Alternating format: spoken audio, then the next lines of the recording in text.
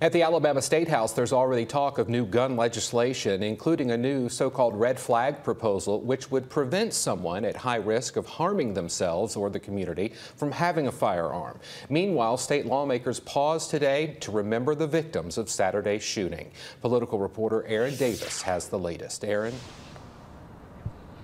Mark, that moment of silence today was unifying as lawmakers gathered for prayers. But as you mentioned, there are different solutions to this problem. The Speaker of the House, Nathaniel Ledbetter, sent me a statement where he says, quote, providing law enforcement and school systems with the tools they need to prevent these tragedies and continuing improvements to Alabama's mental health services are two essential pieces, he says, in solving this puzzle. The Legislative Black Caucus wore red today and linked arms on the steps of the State House to protest gun violence. They want more gun safety laws in the books, like red flag laws, to remove guns from potentially dangerous people. As both parties look for solutions, they also remember the lives taken too soon.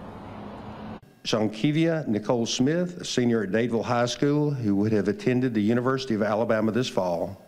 Phil Dowdle, gifted athlete, senior at Dadeville High School, and tragically killed while celebrating his sister's 16th birthday. Marcia Emmanuel Collins, an aspiring musician who would be attending LSU this fall. And also Corbin Holston, who is 23 years old.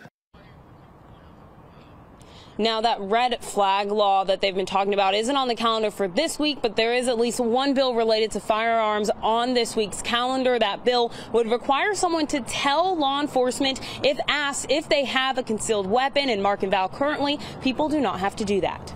All right, thanks, Aaron. Alabama has some of the weakest gun control laws in the country. A new permitless carry law went into effect just this year, meaning most Alabamians can now carry concealed weapons without a permit, without training, and without any background check, other than the federal requirement.